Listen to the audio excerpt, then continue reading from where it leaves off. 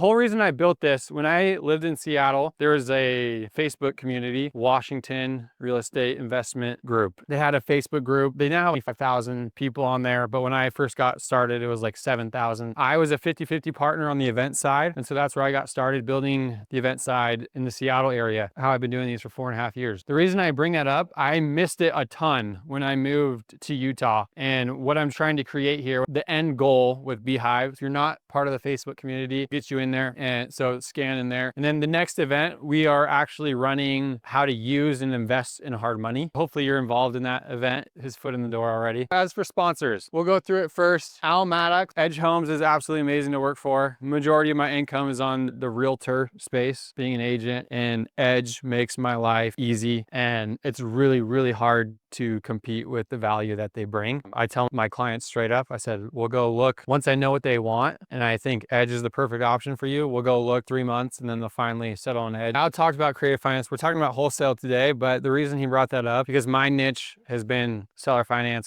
3.5 years. We'll probably chat about it today on stage 2 with the wholesaling world. It just shocked me. A promo for Beehive, the exact thing that happened. There's what we call soft money and hard money. Soft money, you need a lot more docs. I have lost deals because of soft money. They're at 9% and you're getting a better deal. It's not the same as hard money. I've learned my lesson. I've lost out on 2 deals from that, and it wasn't worth the extra 3% that I paid. Like I said, I've been wholesaling 7 years now. I've built a wide variety in the wholesale world. I wholesaled when I had a tech sales job. I was a full-time wholesaler for 7-8 months, failed miserably. So I'll add that to the value out of this panel, is that I failed at the operation side, and that's why I'm excited to learn from these. And I've been wholesaling ever since. The cool part about wholesaling, I feel personally, especially if you're an agent, if you know how to find a good deal, wholesaling has added 6 figures to my income every single year, just almost as a side gig. When I know how to identify a property and I have the buyers, I have the connections, I'm very investor focused, even on the realtor space. Tool in your tool belt is massive for what it can do to your income. And these guys have obviously done it much better than me. But I didn't ever feel like I was old today. You guys know. And so thanks for doing that. I am old. I have a 22-year-old married son, 3 daughters, one that's about to go on a mission. And so our family's growing, and it's just incredible. So it was cool to hear some of these young guys have 2-month-olds. Joe Homebuyer, we started 6 years ago. We have franchisees all across the country. You probably have heard of maybe Joe Darger. Hopefully we can share some things with you that get you excited about the industry opportunity. One of the things I'm passionate about is the sales, wholesaling, acquisitions, and the nuances of that. And I'm looking for an acquisition manager, somebody that's good at sales. Extremely successful in their own run here for free 99 to give back to you guys. Started in real estate and in wholesaling in general. I worked for a fencing company out. It translates extremely well to real estate. I don't know if that's a plug to become a sales rep fencing before you do real estate. There's a hack there that you can take away when you're looking for sales. Consider someone that has been in homes, transactional type sales, B2C, not B2B, I per customer. And if they have experience like windows, decking, higher end, that they get used to hearing no's and they have to convert. That's kind of the world that I came from. I met in thousands when I stepped into Real Wholesaling Inc. After being referred. I was selling fencing and we were buddies, and he said, you really ought to try this. So I got involved with that a little over ago, and that launched it. And then shortly there in the same market, rocking and rolling, and we figured, hey, let's do this together type thing. But yeah, come full circle there. That sales experience is what allowed us to feel we had something to build on. So I would tell you that if you can find somebody, you have the door-to-door experience.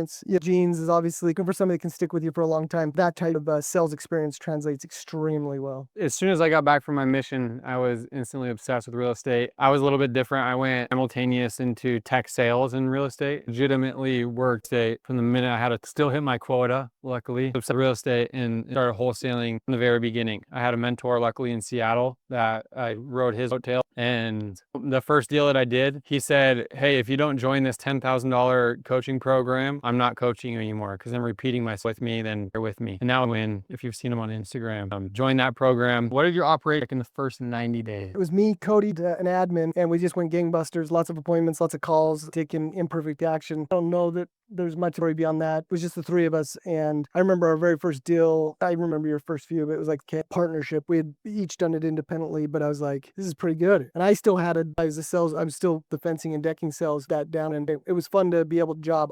Some of you guys quit and then start the business. Moonlighted. I did both for about 9 months. It was one of the, I've been doing fencing for 10. My lifestyle had adapted to money that I was making. I had to sell my boat and we put renters in the basement. I told my wife, I said, hey, we'll get a boat again in a little bit. And luckily we're making new investments today.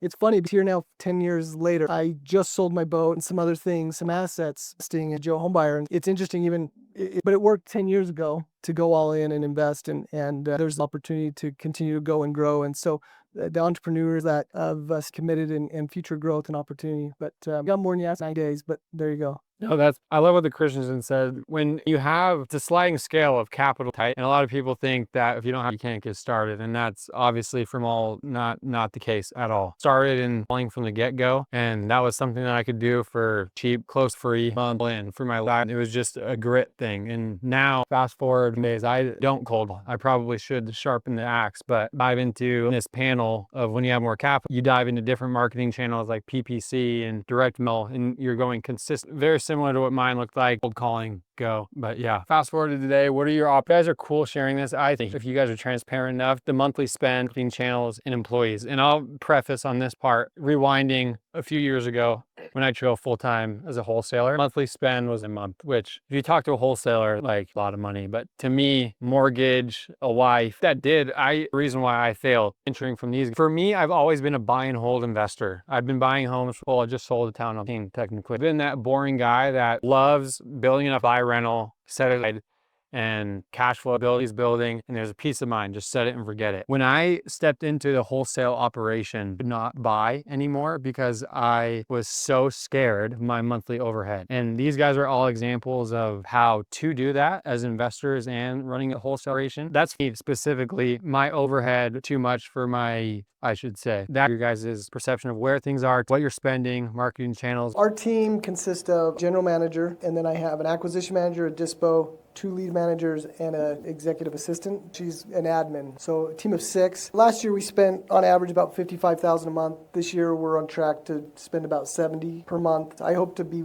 extremely profitable with a goal of being as much as high 30% net profit. I want to pay my guys really well. I want them to be incentivized. I want my dispo guy to make $150,000 plus. I want my acquisition guy to make over a couple $100,000. I want my general manager to make a few $100,000, and I want to take home a few $100,000. And my model is such that I spend about 3, 4, 5 hours a week in the operation, and my general manager runs it. My focus is dedicated to supporting our franchisees and helping them build their business. But that's the model I think a lot of us get into this industry for, is to be able to replace ourselves. So it's an actual business. And so my general manager, in a lot of ways, is a partner, but he started as an acquisition manager, and he's into that. We have 3 main marketing channels: direct mail, PPC, and cold calling. We still do cold calling. It requires an entirely different strategy to manage that type of lead, because you've got incoming leads that are reaching out to you, and then cold calling, you're reaching out to them. And so that's a nurturing process. You have to have a team for that. There's some pros and cons with that. Sometimes I love it, sometimes I hate it. In October last year, I loved it. We got a bunch of deals with cold calling. In September, October were huge. If I could use this as an opportunity to give you a little bit of framework for how this works. The industry is lumpy.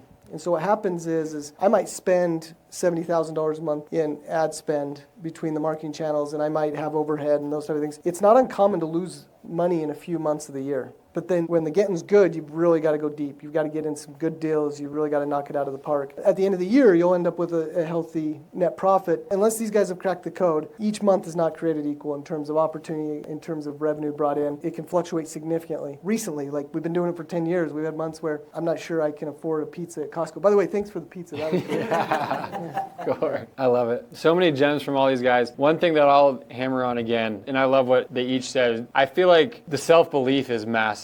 Back when I was spending $7,000 a month, I felt like I wasn't ready for that, and that reflected in my self-belief and always feeling like I had to sell every deal, take care of my overhead, even though I was healthy. Now, fast forward to today, it's funny hearing this conversation, because now I spend like $4,000 a month on social media, because last year 52% of my deals came from social media. So it's like the proof is in the pudding. I had belief that my deals were going to come from it, and so my money goes to social media. I have a full-time assistant that I've seen the value they provide provide. And here I am telling Jaden, get an assistant, but he's spending way more in marketing than I am, right? And I see that belief, and so my money goes there. Whereas Jaden's, he sees a high ROI on his marketing, so his money goes there. And just to expound on that too, it's like some people tell themselves in their head, well, I can deal with what I have on my plate. Then I ask them, well, do you have projects that you've been meaning to do for the last 6 to 8 months that you haven't gotten to? And usually the answer is yes. And that's like what it's opened up for me, is passing off that busy work allows me to get in the creative, wear the business owner hat a lot more. I'm kind of spoiled in that, and I feel like I wear the business owner hat maybe a little bit too much, and these guys are grinding and Jackson. But it's, yeah, I can't speak enough on that. We're gonna get into a little bit more tactical questions, which I'm excited for. For the sake of time, we'll still hold off questions to the Q&A. On some of these, maybe we'll open it up, because I think the tactical questions raise some solid questions that are fun to get into. We'll keep this one pretty brief. What marketing channel is your bread and butter right now? Yeah, our bread and butter is online, and we try to do PPC, retargeting, SEO, Facebook, just anything online seems to be our best year over year. I'll chime in here for my bread and butter, which, not being a wholesale operator, but using wholesale as a tool in my tool belt, the MLS has been my bread and butter. I'm in there every day as an agent, as an investor looking for myself. I kid you not, it's like an easy 6 figures as a side gig just from browsing the MLS. I've done it for 7 years, so I shouldn't say it's always an easy 6 figures, but the amount of opportunities that I see on the MLS, oh, this is a decent deal, lock it up. I tell the agent exactly what I'm doing. I'm not fronting as the buyer. I am 100% transparent with exactly what I'm doing. I'm gonna get this in front of a list of 5,000 people the next 7 days, and I'll tell you if I can move this or not. I give it an 80%. They want a higher down payment. I'm like, sure, but now I'm at a 40% chance of moving this, and that could affect you and me. So I'm very transparent in what I do, and a lot of agents want to get paid. It's been a great avenue of my business. Question number 5, tell us about your tech stack. So we use Salesforce. Our franchisees use Salesforce. It has a few things. It has integrated DocuSign, integrated email blast functionality. And then what I really like about Salesforce is the custom work we've done to build out dashboards so that they can evaluate how their business is doing. For us, we track something referred to as your LOAC. That's just an internal acronym, but it's leads, opportunities, appointments, contracts, and closes. And those ratios speak to each other. Another way to think of it is your total leads versus net leads. And if you're tracking the ratio, that tells a lot about your activity level around how well your team is managing a lead. Because you're converting a lead to an opportunity, therefore you're managing the hustle, the speed of the lead, live answer rate, all those things. And then an indication of your success is also what ratio of your opportunities, and again, another way of describing opportunities is net leads, is your net leads to appointment ratio. What percentage of your net leads or opportunities are you actually going to visit the homeowner? Anyway, that equation automatically populates in our model so that you can make the appropriate decisions in your business. A lot of times people are making decisions to invest more money into marketing when the real problem is the sales problem. I had a conversation with one of our franchisees today, and he's a big player. He's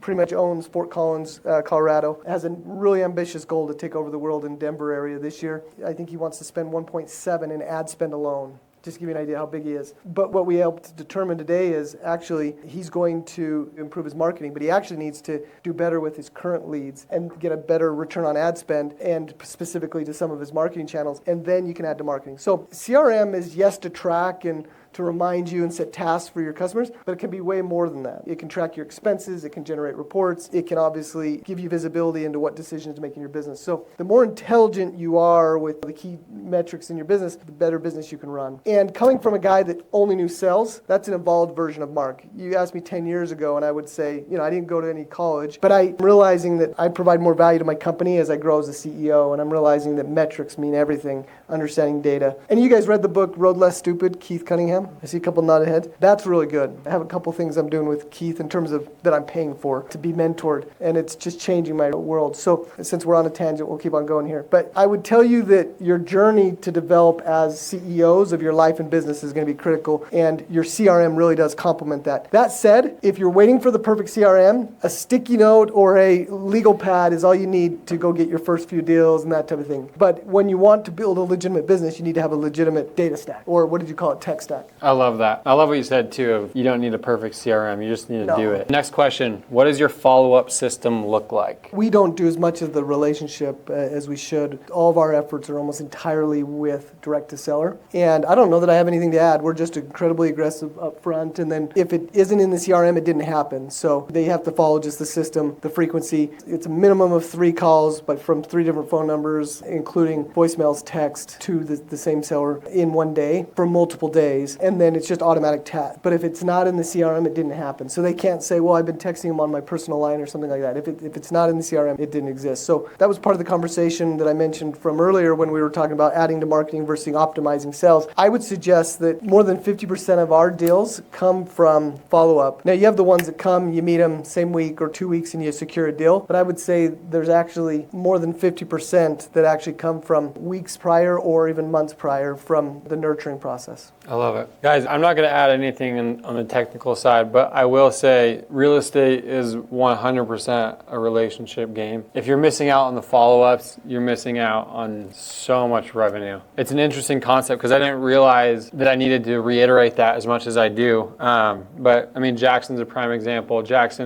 and Cooper, some of the best salesmen in Utah. Like, I genuinely believe that. They came from a very, very transactional background and door to door, and they both dominated in both those industries. It's wild how much people miss on this follow-up world. You can be the best salesman in the world on the door, but if you're not following up, you're losing money. That's my 2 cents I'll add there. Question number 7, talk to us about the importance of KPIs. What numbers are you tracking and how are you tracking them? You can talk about tracking things all day, but most of you aren't doing enough to track, right? You know, there's the saying of, I don't know what I don't know. No, the problem is you don't do what you know. So this is the tough love type thing. You just got to go do what you know and then worry about KPIs later. If you're talking, though, where to start, I would say that leading measurements, to what Jaden was talking about, are going to have lagging results. A lot of times we want to track how many deals we did. Always track first your activity level. This industry rewards energy and effort. You know, if I'm hiring somebody or if you're looking at like getting a positive output, you have to bring the energy and effort. Nobody else can actually coach that. You just have to have that within you. And that's a skill really that you have to develop. You have to be disciplined and say, all right, I'm not going to be on my phone. I'm going to stay committed to this. So if you're going to bring energy and effort, then track that energy and effort and track how many calls you're making. If your goal is 5 quality conversations a day or whatever the number is, 10, 15, 20, and you only have 3 and that becomes your pattern, well, then that's a compounding problem, right? So I would start with tracking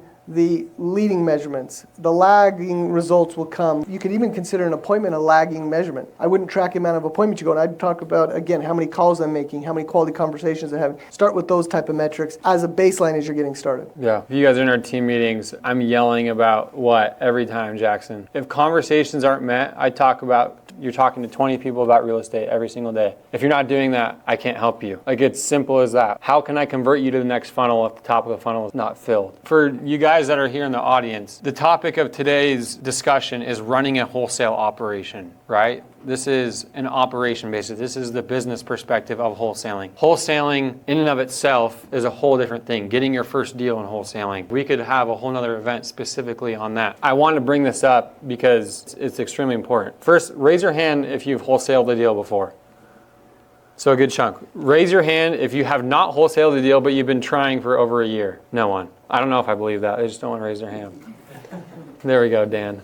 I appreciate you. Guys, if you learn something from me today, it's if you have not done your first deal, partner with someone, please. Go, if it's a cash deal, go to one of them and your chances of moving that deal go up probably 300%. I'm not even exaggerating. The chances of them moving it with their dispo team, what they've invested into their disposition side is absolutely massive. Chances are they'll be able to sell it for more than you can. So yeah, you're taking 50% of a deal. That's probably more than you would take home if you did it on yourself. If you even got paid. I cannot stress that enough. If you guys have a creative deal, come to me. I will help you dispo it. These guys probably can too, but the point is there is so much that goes into the dispo side, which when I say dispo, some lingo here, there's the acquisition side. You're getting a deal under contract. You're going direct to seller. You're finding the deal. Dispo side is now you have to find a buyer that's actually it's going to make sense for. People overlook that way too much. So I'd say your first few deals, I'd partner, see how it works, leverage people that have been doing it a while. So that's my 2 cents and my plug for these guys. Quick tangent question. What percentage of deals do you guys do that are creative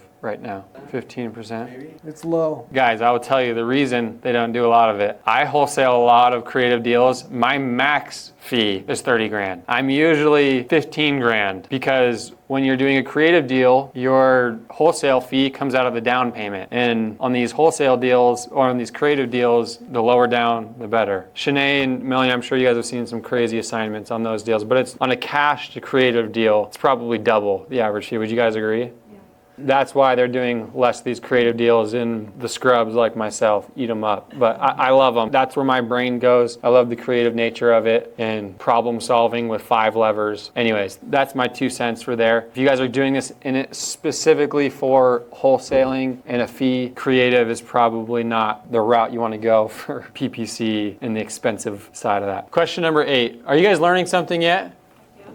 Okay, good. The next question, biggest mistakes you see fellow wholesalers make in this industry? The mistake that I think wholesalers make is they're not honest with the actual activity that they're putting in. You have one good conversation or you're behind the computer for X amount of time and you're actually just not honest with the amount of effort that you're contributing. And part of it is because we're just an instant gratification type, world. And you just kind of get conditioned that like that dude is 28 years old and he's a 100 millionaire, he has $100 million or whatever, or he has a Lamborghini. And so you just think that money comes easy. It's not easy. This industry, there's that saying, and I'll butcher it, but it's essentially like you want to know the purest form of personal development, entrepreneurship. So the biggest mistake people make is they think, well, because Instagram and social media and stuff, that it's touted as being, an incredible opportunity, and just don't mistake that for being easy. And don't mistake modest effort and modest discipline for actual execution and actual true effort. Now, guys, to put it into perspective, Jackson did 10 deals his first 4 months in the industry. Brand new in the industry, did 10 deals, which is wild. 0 real estate background, and just signed, went live on an 18-plex. His commission will be like 130 grand or something. So give it up for Jackson, first of all. How old are you, Jackson? 21. So, dude, I told you about my bad months. So maybe you could be a lender now to me. I'm good for it, though, bro. I'm good for it. So that's, guys, if Jackson, 21 years old, has just awesome. Put in the activity from day one. Cooper, same, like 60 deals his first year, like very little real estate background before that. I think people confuse education with action and what you need for the next step. And when his CRM gets dialed, he'll probably do 140 deals in his sleep. Yeah, so absolute killers, just to show what action can do in this industry. Last question. Well, there's a bonus question at the end that I do want to dive into. So we'll make this one pretty brief. And this is for people less on the operation side, more just trying to get their first wholesale deal. Advice you would give to someone trying to find their first deal in the next 90 days, besides partner with a freaking expert like these guys. This has been a gift for those that are really trying to optimize and get better. These answers, those were spot on. I'm super impressed. The other observation I have is not only were those just incredible advice, it's obvious they're successful. That you guys are becoming leaders, you're refining who you are. I was motivated by both of those, by each of these answers. So thank you. That's awesome. The only thing I'd add, because I certainly couldn't add to anything that was said, I would say get extreme clarity. One thing that I think we forget to do sometimes is we don't get super clear on what we're going to do or what we're going to commit to in 90 days. And then once you get super clear, you've made the decision, then just honor it. Because what most people do is they have these grand ideas, but then they get sick or they get a bellyache or whatever. And then the next day they just don't do what they said they were going to do. So don't commit to go to the gym 6 days a week if you haven't gone to the gym one time. But get clear with what you're going to do, make that commitment. But what you'll afford yourself when you get super clear is you can be super intentional. And that's a powerful place to be, because now you have exact clarity on what activities you're going to do. Like Jane just said, pick one, go deep, honor it for 90 days, and you're going to create opportunities. Will you see revenue 100% within 90 days? Maybe not. But if you trust the process, you're going to be further along because of that. And then I would add one, just because I'm one of the old guys in the room, I would include God in the mix. I would, regardless of your faith, I believe in a supreme being. I would go to the source and say, look, I'm willing to help people. And I would pray and I would say, help direct me to an activity that can have a significant impact. Because the truth is, if he's the source of all knowledge and all truth, he's going to help you. And that's been something that I have a ton of confidence in, both to keep me calibrated as a good husband and father and as a business owner and leader to get spiritually connected. But I would also suggest that he wants to hear from you and he'll direct you. He wants you to provide for your family. He wants us to be prosperous. And so there is an opportunity for you to tap into the ultimate source. But he doesn't move your feet for you. You've got to do that. You got to get clear and then take action. I love that. Mark and I had the opportunity to sit down for a podcast. If you guys have the time to listen to it, it's one of my favorite episodes because he hammers in on that and the importance of family and God directing everything he does. So one thing I'll add here, which is almost exactly what these guys are saying, is there's so much fluff in this industry. You just have to do the work. I'll do a great example. Sam, raise your hand. Sam has been hustling on the phones for the past few months. And it's really hard putting in time to people who don't take action. Like, that's the honest truth behind it, is being in this industry for 7 years and being asked to pick my brain multiple times a week. Like, I'm sure same thing for all these guys. I want to be giving. I want to give my advice and my knowledge, but the amount of hours and hours I've spent on people that go home from that meeting and don't do a single thing with it gets frustrating. And so I'd say, like, my advice is, Sam's been hitting the phones and I want to pour into Sam because he's putting in the work. We've gone on a few appointments together. Like, I'm confident in the next 90 days, we're going to get one done because he's putting in the work, and he didn't ask for things in advance. It wasn't like, hey, show me the ropes, and he's calling, bringing opportunities, and he's going to learn alongside. So that's a prime example of, like, if you want to do a deal in the next 90 days, you cannot cheat the grind. You really you can't. And it sounds tacky. You see all these TikToks of wholesaling on Instagram. It's so easy. You're going to get your Rolex, your G-Wagon. Wrong industry, guys. Like, I can promise you that. My advice. And then transitioning into the last bonus question, how can you go about wholesaling in an ethical way when others give the industry a bad rap? This is something I want to chime in on real quick, let these guys talk. This is something that was big for me, understanding how I could go about wholesaling in an ethical way. The best tidbit that I learned in my endeavors from my mentors that have been doing this for a lot longer than I have. A wholesaler, especially on a cash deal, they value convenience over top dollar. And that's the biggest thing that we're hammering here. I will tell my client, the wholesaler or the seller, straight up, if you want top dollar, if you want to net the most, you need to list this property. We can help you. This is what it'll take. You're going to have to put in money to get it list ready. If you want convenience and you really want to sell this in the next month, here's the price. We can go about it that way. That's how I can go about it in an ethical way, as well as presenting myself as the middle person. That, for my personality, especially on market deals, that has helped me feel ethical about it. It's hard for me to sleep at night if I'm not performing on my word in general. Like, as a human being, it's hard for me to sleep at night if I feel like I'm not living up to what I say I'm going to do. And if you're doing something from the get-go that you're not saying you're doing. Add anything to that. That was fantastic. And if there is a major wholesaler in Utah that does that very thing you just described, they'll put it under contract, full intentions, they renegotiate 100 out of 100 contracts. I don't adopt that idea. I think we'll keep commitments to the sellers if we can move it. The only time we renegotiate is if we cannot move it, even if it's, not the money that we want to make. What I love about what you said there, Jaden, and this was the undertone of the whole thing, is like, you can tell the seller anything. And when we cancel a contract, we have frustrated customers. We make mistakes. One time I actually put one under contract last year because I was teaching the boys who the OG still has skill. And I thought it was a deal, so I didn't put the caveat in there. I didn't say, hey, I didn't give them the framework that, I'm having investors come out, and because I was like, dude, this is a great duplex in Provo. We're going to lock it down. I'm buying it if nobody else wants it. So it wasn't even in my mind. But because I didn't set the right expectations, went to assign it, nobody wanted it. We found out that no, it was about worth what I put it under contract. I didn't do any coaching the way I intended for my team, and it backfired. And then we had a really frustrated family because I didn't set the right expectations. Where if all you say is, this is really tight, I need the full 10 days to determine if I can make this work, they might be discouraged. They're not mad at you if you're not able to perform. So it's just a high level of transparency. These guys knocked it out of the park with how to communicate that. I'll say, my talk track is usually, I'm straight up. There's a few options. If I think the numbers are good enough, I could close on this myself, which is 100% true because I'm actively buying. I could partner with someone, they bring in cash, which also handles the and/or assigns contract if I need to bump LLCs, or I can assign this to another investor. And if I don't think that I'm going to be involved in the deal at all, my talk track is, hey, this doesn't quite meet my criteria, but I can lock this up and get it in front of 5,000 investors in the next 2 weeks for you. And usually that's like, there's no questions asked So there. simple. Yeah, so simple. Perfect. Okay, I love it. If you go and put your emails on these deals on Facebook, on their websites, I don't know how I'm on every single distribution. And so maybe someone else is a better question to ask. I think the simplest way is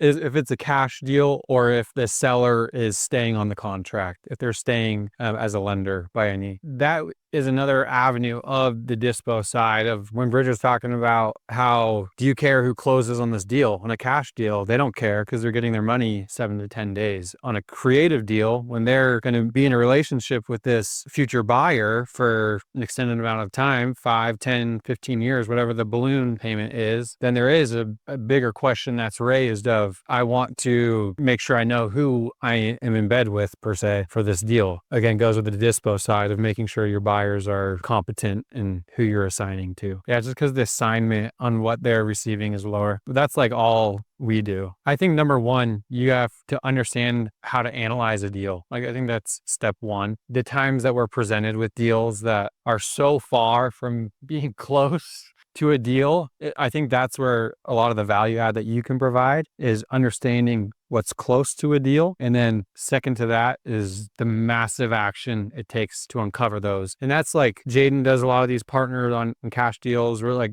Joe's helped him uncover deals. No, Brandon and Joe work together. Joe's a grinder, so he's helping them uncover deals. And most of these guys will provide you with some resources, I'm sure, to go get it if you have a relationship. I'll let them expound on that. I think just in simple terms, if you can uncover a motivated seller that is not like you are the person that uncovered that is enough value for any one of us to get on the phone with you and walk you through it. I mean, that's exactly what Sam did. If you find someone that's wanting to sell and you are the one that uncovered that, that's enough value for us to, I think there's a perfect blend between what you guys are both saying. I think that we do want to help. I will be straight up honest, my like giving back and helping people is throwing events like this so I can reach more people. On one time, I am one of the worst people. I turn down lunches all the time. Coop knows it's bad, but I invite him to one of these. I say, come talk to me. I put these on. I'm intentional about them. I try and give as much value that I can. If you can make it on a Wednesday night, I'd love to give you my time. So a little bit different on how we give back. Jaden's absolutely amazing with his time, and he's helped a lot of young hustlers get started. Yeah, this isn't new.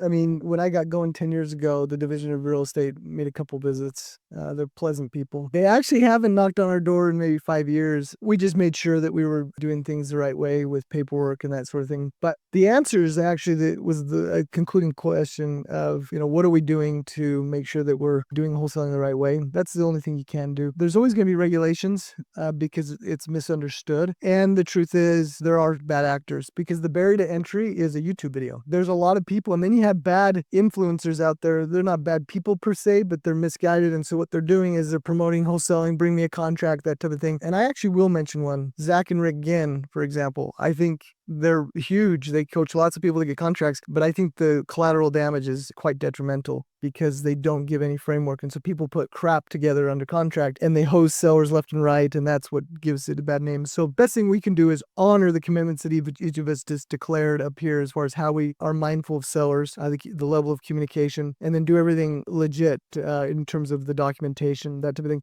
The best thing that could happen to the industry is actually everybody has to be licensed. Now, I'm not licensed, but if that happens, it just continues to weed people out. The first renditions of all of the regulations that first come out are pretty egregious. Like they say that there's going to be a seasoning period on every contract so a seller could back out. Egregious in the sense that it's like totally lopsided and then it detrimental type thing. But oftentimes when they actually settle, they just want you to become an agent and they just want to have a little bit of oversight. And it actually helps, I think, in a lot of cases. Oklahoma, South Carolina, you have to double close every property now. So there's a few like that. Illinois, you have to run through a broker. But again, in a lot of cases, it actually allows the cream to rise and the bad actors to get filtered out. So as long as we're all keeping our commitments to the sellers and the commitments we declared in terms of how we're going to treat sellers and how we're going to communicate, I'm not saying that will prevent regulation, but it will preserve the opportunity for us to make an impact and to provide this as a service. Because the truth is, you only have to visit one homeowner one time to know that our industry is needed. They need somebody to help. I think there's always going to be a spot for sellers that value convenience over top dollar. And so I think it'll always be a thing, just how we do it, which I love what they said.